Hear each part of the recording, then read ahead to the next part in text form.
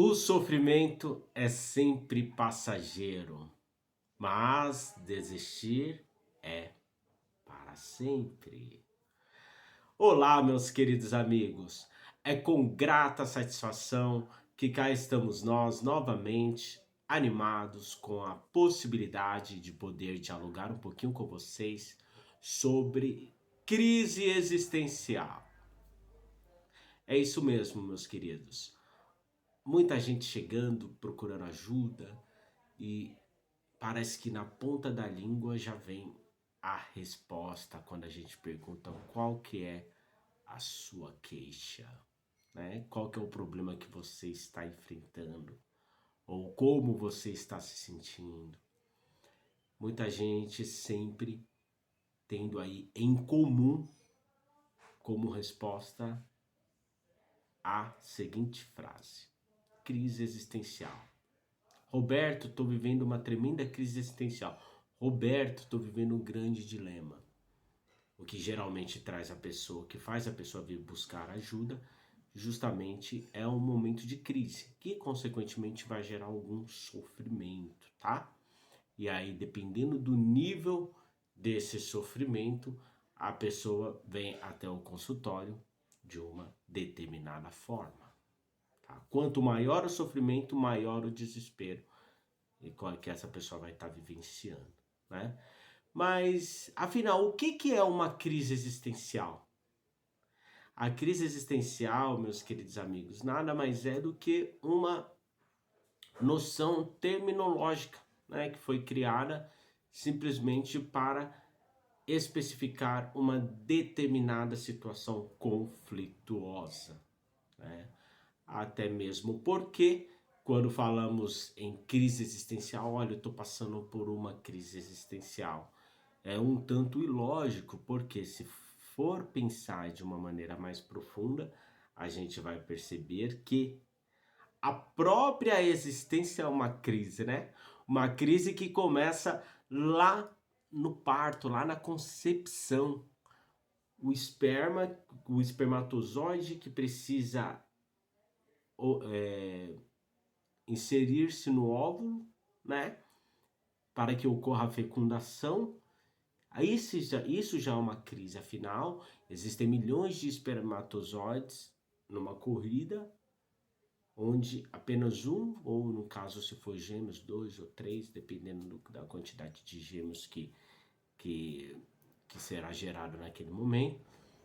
Uma pequena quantidade em vista da quantidade de espermatozoides que estão disputando ali aquele lugarzinho no óvulo, né? Ou uma pequena quantidade vai conseguir essa fecundação. Então isso já constitui uma crise. Então a existência já é uma crise, tá? Daí depois vem o momento do parto, onde ocorre a expulsão, né, do feto que sai ali do corpo materno, né? Do acolhimento materno, porque o corpo materno, né? A barriga da mãe, ela é extremamente acolhedora para o bebê. Ali ele tem tudo o que precisa, em todos os aspectos. E aí, com a expulsão, o bebê automaticamente começa a entrar em contato aí com a hostilidade do mundo externo. Porém, uma hostilidade que é necessária para o crescimento e a evolução do feto, que posteriormente vem enfrentando outras crises, né? A crise da primeira infância, a crise do desmame, a crise do próprio crescimento em si, as crises da adolescência, né? As fases que tem que enfrentar para o seu próprio amadurecimento. Portanto, a crise existencial é apenas uma maneira, um termo que utilizamos, um conceito que utilizamos para justificar para ilustrar o entendimento de um conflito específico, tá? No entanto, a própria existência consiste como uma crise. E aí, a gente entendendo que a existência propriamente dita já é uma crise, fica mais fácil da gente lidar com as situações que nos envolvem, com as situações conflituosas que nos envolvem. Lembrando que crise é a mesma coisa que dilema. E os dilemas fazem parte da existência humana. Porém, por detrás do dilema, nós temos aí o problema da liberdade, né? Afinal, todo mundo quer ser livre, mas todo mundo quer ser livre para fazer as suas próprias escolhas. Mas são poucos que têm a coragem para assumir as responsabilidades das consequências dessas mesmas escolhas, tá? Então, inevitavelmente, como já falamos em outros vídeos, a liberdade está atrelada à responsabilidade, né? E a nossa capacidade para fazer escolhas não pode nunca se esquecer dessa situação, desse esqueminha, né? Que envolve a liberdade, a responsabilidade e as consequências, tá? E por detrás de tudo isso a gente tem o quê? O aprendizado. No decorrer do seu processo de crescimento, o indivíduo vai aprendendo aquilo que é melhor para ele, aquilo que ele deve seguir, aquilo que ele deve ter como parâmetro para ir criando as suas próximas escolhas, para ir fazendo as suas próximas escolhas, tá? Então, por detrás do aprendizado, né? Muita gente fala, eu aprendi muito com aquela situação. Eu aprendi muito com aquela determinada situação Y. Eu aprendi muito naquele casamento. Eu aprendi muito naquele trabalho. Só que por detrás do aprendizado nós temos um outro probleminha, que é colocar o aprendizado em prática. Lembra aquela historinha da música do Beto Guedes? A lição sabemos de cor, só nos resta aprender? É isso. Olha, já tive 3 casamentos, tá? Dá o exemplo de algumas pessoas que chegam até nós buscando ajuda. Já estive em 3 casamentos, né? O primeiro casamento foi com uma pessoa assim, assim, assada. Aí a pessoa vai descrever o segundo casamento, é quase igual ao primeiro. E aí ela, quando vai descrever o terceiro, praticamente a mesma coisa. E aí a gente tem uma situação, né? A gente percebe que os erros se repetem. Se os erros se repetem, a pessoa não necessariamente aprendeu como deveria aprender, né? Porque existe um grande ato entre aprender e colocar o aprendizado em prática. Colocar o aprendizado em prática requer sabedoria. E a sabedoria, meus queridos, ela só vem com o tempo, tá? Isso só nos faz crer o seguinte: se a existência é uma crise contínua, né? E inevitavelmente teremos que estar escolhendo, teremos que colher as consequências dessas escolhas e dentro desse processo aprender, e não apenas aprender, mas ter sabedoria para colocar em prática. Tudo isso só vai envolver uma única questão: tentativa e erro. Às vezes você vai tentar e às vezes você vai acertar. E às vezes você vai tentar e vai errar. E o que vai fazer a grande diferença não é a maneira como você errou em si, mas a maneira como você lida com esse erro. Porque é a maneira como você lida com o seu erro que vai determinar se você vai continuar ou não, tá? Se você errar e se paralisar, se você errar e esse erro gerar na sua cabeça uma situação traumática, essa situação traumática te paralisar, aí a coisa vai ficar difícil, né?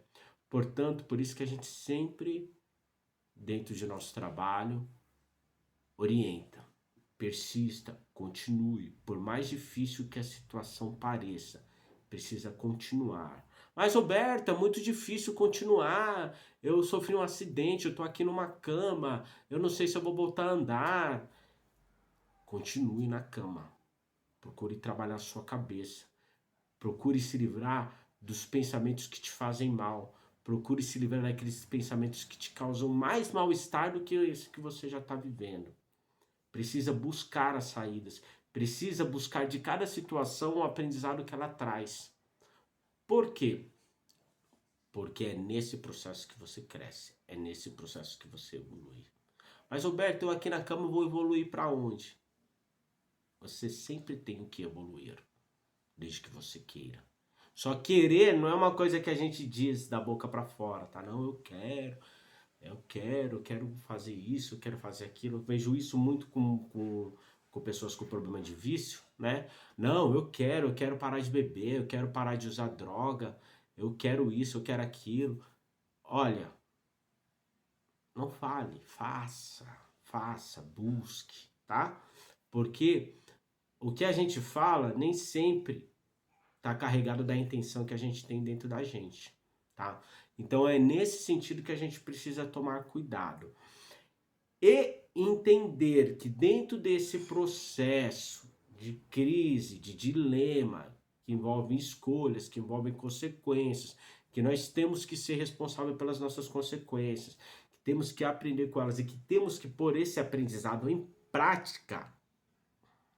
Lembre-se de que a persistência é a certeza de que de uma forma ou de outra você continuará caminhando. Continuar caminhando, continuar seguindo adiante, continuar buscando os meios para ser uma pessoa melhor do que você é atualmente, é sempre o melhor caminho.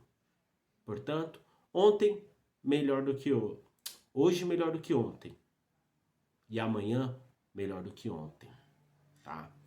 O que você não pode fazer é desistir.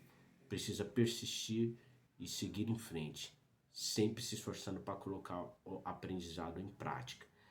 No processo de tentativa e erro, às vezes você vai conseguir, às vezes você vai errar, às vezes você vai seguir, vai continuar caminhando, vai seguindo uma caminhada progressiva e de repente, pum, vai cair. Tenha a força para levantar e continuar seguindo, aprendendo, tá? E não só aprendendo, mas se esforçando para colocar o aprendizado em prática. Sempre. Não há outro caminho. E lembre-se sempre, sofrimento vai fazer parte, tá? Mas a maneira como você lida com o seu sofrimento que vai fazer a diferença para se ele vai ser uma coisa passageira ou se vai ser uma coisa efetiva, tá bom? Então, sempre continue, observe o que pode ser mudado, o que tem a aprender. Olha, eu vou tentar não repetir essa escolha insensata. Pode acontecer de você repetir? Pode. Olha, eu vou tentar de novo. Faça isso quantas vezes for necessário até você conseguir, tá? Lembrando sempre que, independente do sofrimento que você esteja vivenciando, ele sempre é passageiro. Porém, se você desistir, além do seu sofrimento não passar, ele vai ser uma coisa que vai durar mais tempo do que você esperava. Portanto, pense nisso.